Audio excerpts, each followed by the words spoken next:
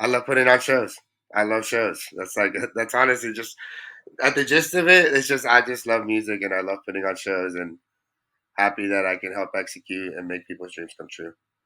Yeah, I've put on a few shows myself and realizing there's like a crowd that Yeah. you managed to get there. I mean, by getting the bands and stuff. But yeah, Yeah. Obviously, the bands do most of the work, it's but still.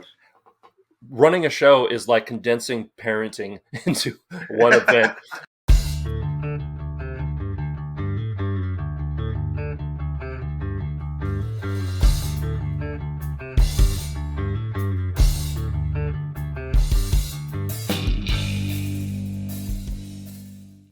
This video is brought to you by Canva.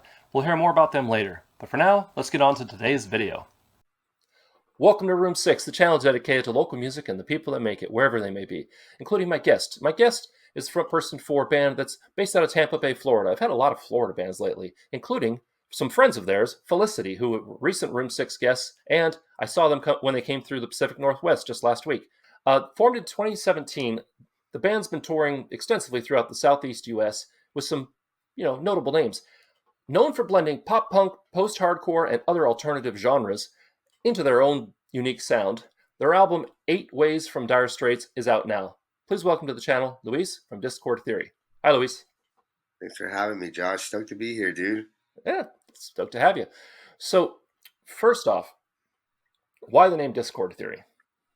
Um, so when we were in the origins of the band, when I was like kind of shooting names back and forth with my other band members, that one was kind of the one we came up with, and we liked it because it really I feel like it says everything it needs to about the music because we come with the combination of all the genres. We always make sure we subvert expectations with every song, whether it's like a harder song, we might have a softer part, or a popular song might have like a random like breakdown, or maybe even like a random reggae section. So it's about subverting expectations musically, but also lyrically. The music's a lot about kind of the inner conflict with yourself, or even the conflict with humanity, and the conversations and the discord of it all, and how do we kind of like talk through that and figure it all out, and the theory of it, I guess.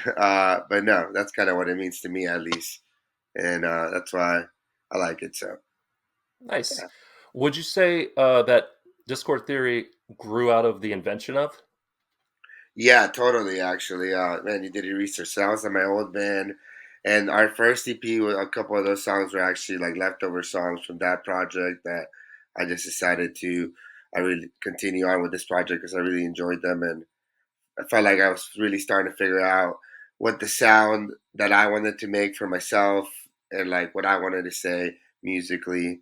And thankfully, I found a good crew of people that saw my vision and wanted to do it with me. But yeah, the invention of that was my previous band, where I was more of the co-vocalist on that band, and we had a lead singer, but I still wrote like all the singing and the lyrics and stuff. And he was a great singer, but people would always tell me that like, oh, you write the songs, you should be the lead singer, you put more emotion when you sing it. So then I started the Discord Theory with me more as the front man. And then once I met Steven, though, who was our previous guitarist, he's a great vocalist. So we had him sing some good parts too. Right on. Um, by the way, if you don't know who Discord Theory are, thank you for watching. And if you want to be like Luis and be featured on Room 6, whether reviewed, interviewed, or both, hit me up using my email address down below or by clicking that Room 6 social media link. It's where you'll find all the things I'm up to online, ways you can support the channel, like maybe get some sweet merch at room6.shop. And what the heck, go ahead and click the like, share, and subscribe buttons. It all helps, and I thank you. And by the way, over 95% of you that watch my videos are not subscribed. Get on it. All right, that's my YouTube crap out of the way. So, so You did it well. thank you. Thank you very much. I try over 5 years. So, speaking of the invention of, where were they based out of? Because, well, actually, a better question: what took you?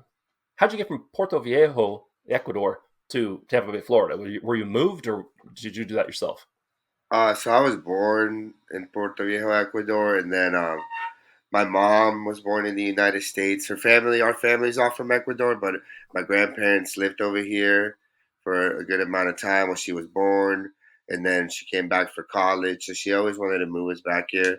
So when I was 8 years old, we moved here to the United States, and I'm honestly super glad she did because as much as I love my home country, I couldn't even dream of trying to do the music stuff that I do here over there because there's not as much of a market for original music and stuff like that for musicians, unfortunately.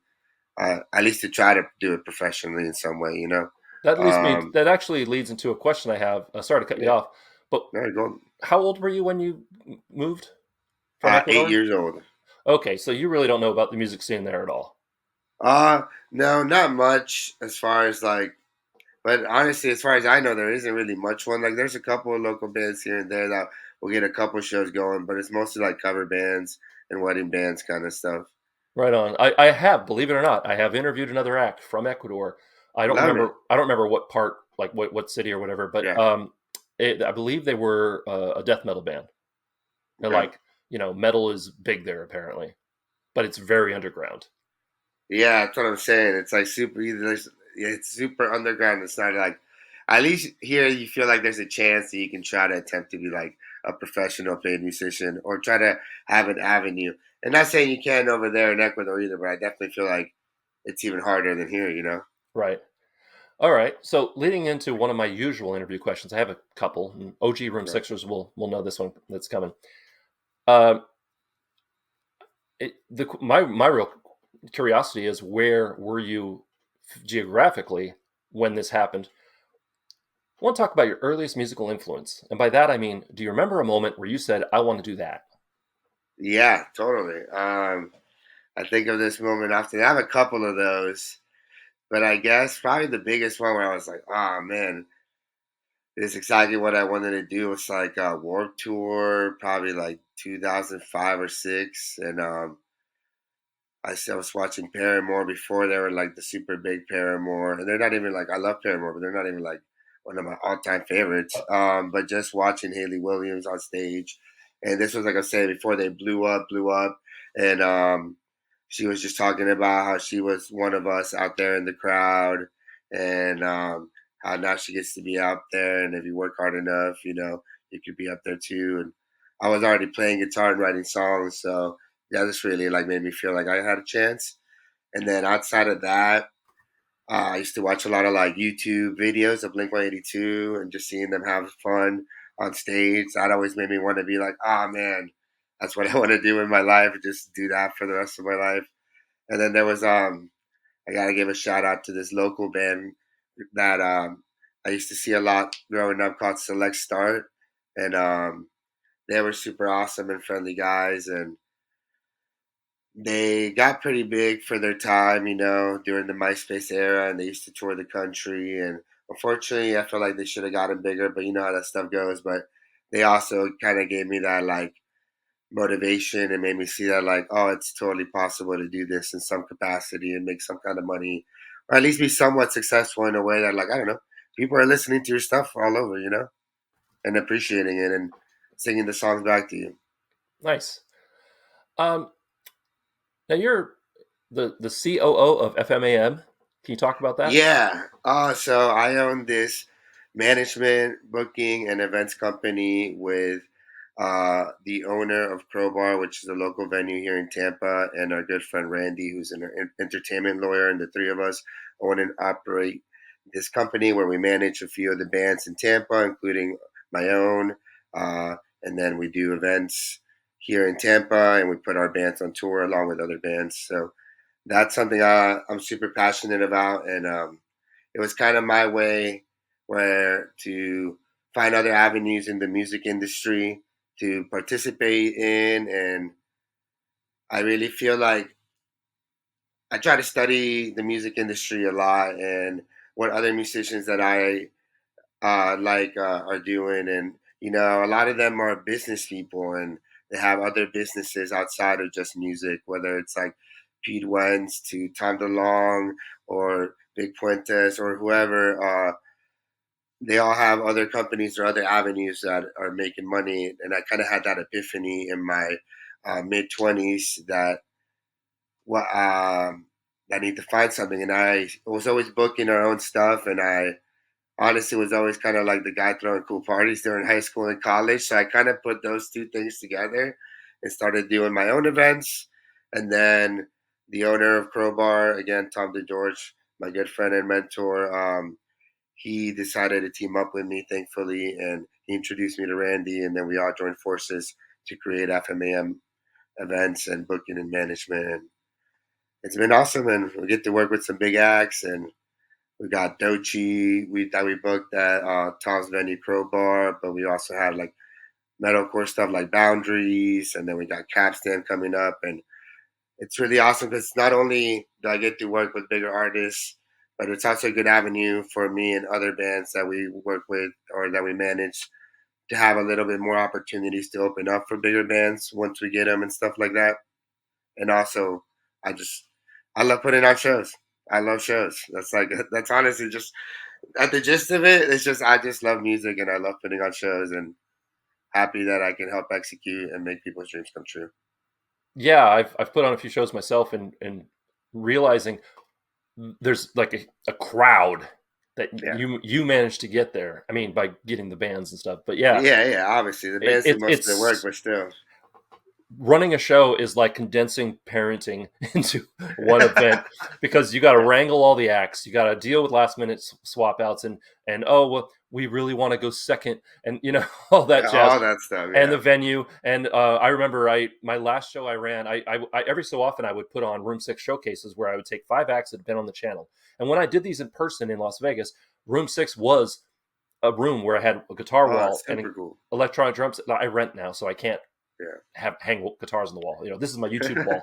But I, I would have them perform, and it would be kind of a stripped down performance. But I got everything through Room 6 coming in, from just one person on, doing singer songwriter folk stuff on acoustic guitar, to pop punk acts, fully electric, to there's a band in Vegas called Decaying Tigers that makes music. Part of what they do is they make music with Game Boys, and it's like 8-bit video game type music, and it's amazing.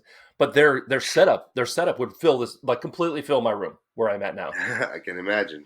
But when I did my Room 6 showcases, I'd say, hey, here's a show. I'm going to pay you. You get a free piece of merch. You can sell merch. I take no points off it. And you get to do your thing loud, and you get to be part of a bill that you would never play with these acts, probably, because I've had everything. I'm from, Yeah, like I said, the person on the acoustic guitar, to death metal bands that are not afraid to come strip down their sound, to a Senegalese world beat musician, to just, and bands that would give me a music video because, like, they're death metal, they're not going to play acoustic, you know, yeah, or hip hop artists that would come in and perform to a track.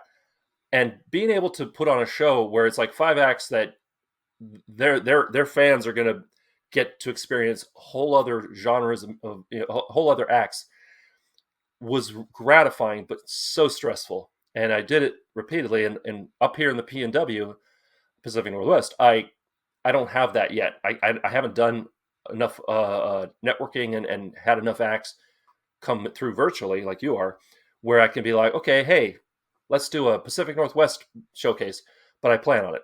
So super sick, dude. yeah, and that's like the channel was started, not to make this about me, but Room 6 was all about musicians are terrible at promoting themselves online, and there was nothing on YouTube really about local to Vegas, and then that grew to local around the world. And local just means, uh, if I ask a random person, do you know who this act is? They're going to say, who?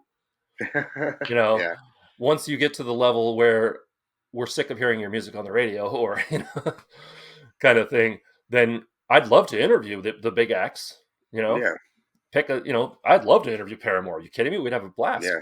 But they don't need my show. um, No, yeah. they're So getting interviewed by what's that guy that interviewed Blink 182, Zane or whatever. I forget his name. Uh, nah, dude. But what you do is beautiful stuff, and it could totally be about you for a second. We wouldn't be here without you. Not us, thank like you. just us in particular, but bands in general. Without people doing what you're doing and helping get our music out there, and giving us a platform to talk about what the music means to us. I appreciate that. Thank you very much. Yes. Um, and now that it's all about me, we're gonna take a quick break here. We're gonna hear a message from future Josh, who's gonna talk to you about I don't know something, and we'll be back in just a minute. And now, a word from our sponsors. Thanks, Josh from the past. You know, people often underestimate the power of a well-designed graphic or a cohesive image for your entire project. That goes for YouTubers and for musicians. By now, you've probably heard of Canva, but have you heard of Canva Pro? Canva Pro is the design software that makes design simple, convenient, and reliable. Create what you need in no time. Jam-packed with time-saving tools that make anyone look like a professional designer. Just for watching this video and for being part of Room 6, and for a limited time only, you can use my affiliate link down in the description to get a 30-day free trial. Plus, you'll be helping out the channel. Thanks to Canva for being a sponsor, and let's get back to the show. We're back, and if that sponsor spot interested you at all, please consider clicking the link down below. You'll save some money, I'll make some money, it's a win-win, and it helps me do what I do. Now then, we're talking to Luis from Discord Theory, and I have been remiss. I didn't talk about the music video we're going to be seeing at the end of this, so stick around. We're seeing the music video for, I've already forgot. What was it? Cabin fever. Cabin Fever. I'm sorry, man. Yeah, no, you're good. Jesus. I'm a professional. So, before we get to the music video, though, I want to say since 2017, you've been Discord Theory. And before that, there was the invention of, and I'm sure you did other things. But for just Discord Theory, what is that favorite musical moment from performing? Like, you know, what's your favorite show memory? Um, we've had some good ones. Thankfully, feel pretty grateful about that. But one that, it's one of those all-time great moments is at our for the album release party for Eight Ways of Dire Straits from Dire Straits. You know, everybody that was there was like a super hardcore fan or like a close friend, and they all knew the words. And just hearing everybody sing the words back, like I could like literally put the mic out and like everybody would be singing it and singing it back to me. That was just a super awesome feeling and awesome moment. And then I jumped down into the crowd and was singing it with everybody in the crowd. Oh Um, man, that's checking off all the Rockstar wish list things. yeah, yeah, I, no, I totally. always wanted that. I always wanted to be able to turn the mic around because I was a front man. I always wanted to turn the mic around and hear my words back at me, but didn't. Life happened, so go Hey, with it's that. never too late, I always say, but I'm fortunate we got some great fans, some great friends, If I'm and doing room 6, it is too late because my wife and child have told me we hardly see you as it is. You're not allowed to join a band. You're not allowed to do the music thing anymore on stage. And so when I do the showcases, sometimes I'll get up and perform like in oh between the yeah, acts, you and should. that's my excuse. But also, I would live stream these like 4-hour songwriter showcases, and sometimes the host would need somebody to step in. I'd be like, "Oh, with the bot, let's go." I got 2 albums. You know, I got some stuff. Oh yeah, So now you're a dad, right? I am not a dad. Oh, okay. There's a picture of you holding a little kid, and I thought that Oh, was that's you. my nephew. Hey, okay. Well, no, then I'll wipe that dad question right out. I have a question that no. when there's a musician who's a parent, I'd be like, what do they think about dad trying to hang on to their youth? No, I'm not a dad. That's my nephew. I do have my girlfriend has a daughter, but she's like 19. So my Okay, girlfriend's older. I'm 33. She's 40, and then yeah, her daughter's 19. right on. Yeah, Okay, well, moving back to music then. yeah. So, That's um, funny because I have messed with people about that before. Be like, "Yo, look, this is my kid," because we look a lot alike. and they're like, how young were you? That would make you freaking 14. Yeah. All right, so got a couple more questions, and then we're gonna see that music video for Cabin Fever. Just stick around. Definitely check out the social media links down below. You'll find out what they're up to, and also maybe see them when they're live. I had a question for you though.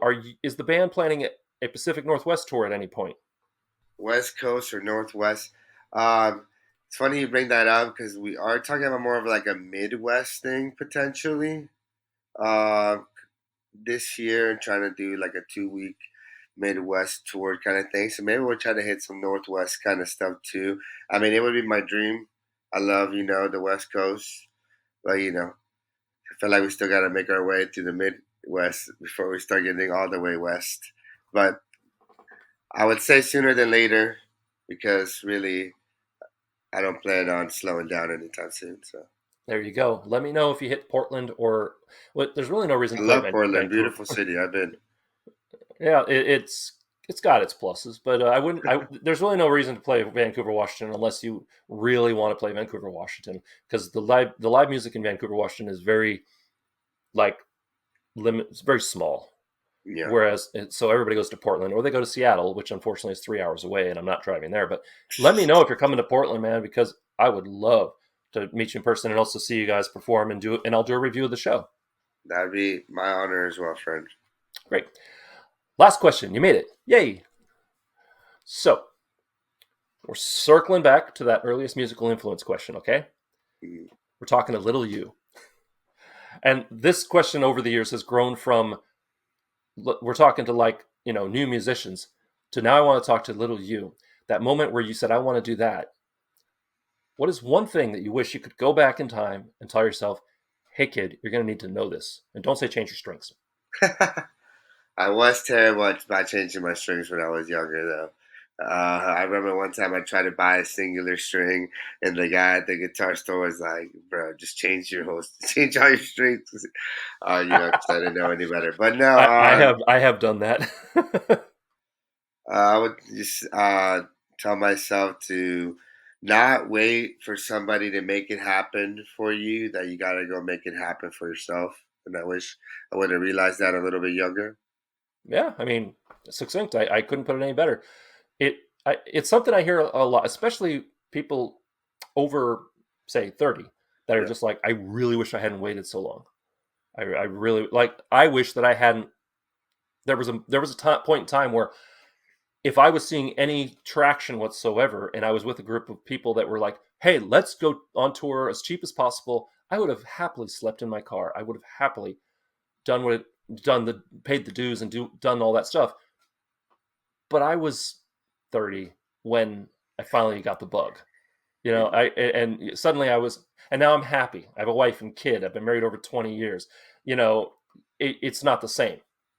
You can't start No, from scratch it gets harder without. the older you get too. You have more responsibilities. You got rent, Yeah. and all that stuff. But yeah, and just for me, I really more mean it on like the business mindset too. Of like, hey, you got to run your band like a business, and you gotta, I don't know, create goals and Yep. reach them, and not It wait is. for somebody to like make it happen for you.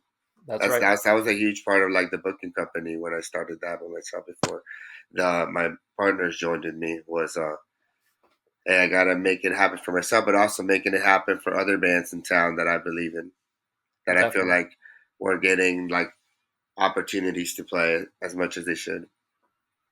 Yep. Definitely. It is. Regardless of where you are, the music community is never um, as big as you think it is, and we need to support each other. So, 1,000%. with that, thank you very much for watching. Thank you for being on the channel, Luis. And stick around. We're going to be seeing the music video for Cabin Fever, and then we'll catch you in the outro. In the meantime, we'll temporarily say goodbye and see you in a minute.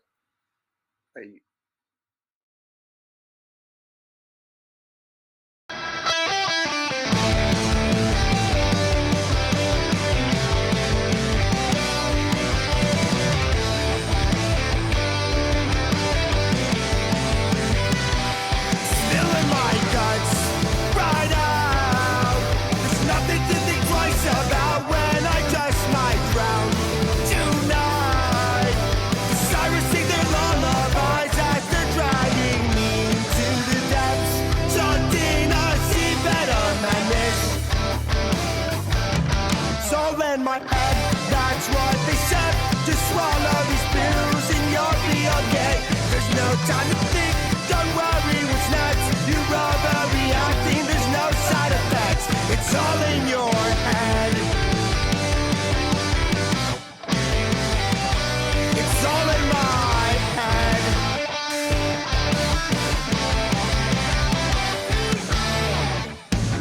Is it over now?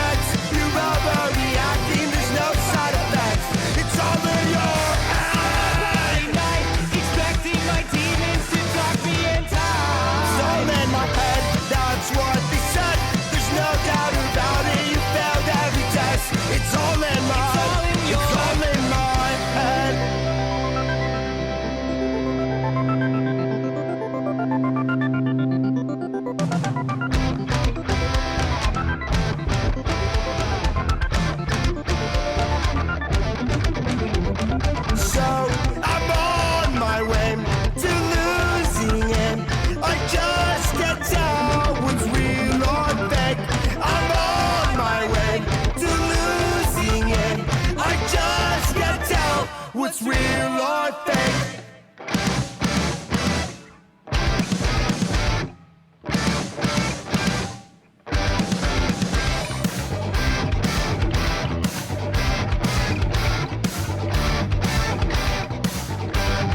So I'm on my way to losing it. I just can't tell what's real or fake. I'm on my way to losing it. I just can't tell what's real or fake. I'm on my way to losing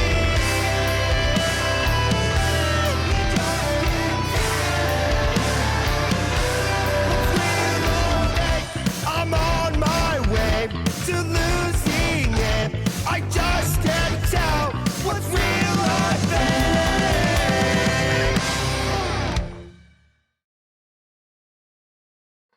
I want to thank Luis Geiler from Discord Theory for coming on the channel. It was a great interview, awesome music video. Make sure you check out the social media links down below so you can find out what they're up to and maybe check them out live. In the meantime, if you want to see more videos like this, please click up here. If you want to subscribe, click over there, ring the bell, you know the drill. And if you want to hear my own music, click over there. Remember to be amazing, and we'll see you next time on Room 6. Say goodbye, Luis. Thanks for having me, dude. See ya. Ba-da-ba-ba-da-ba.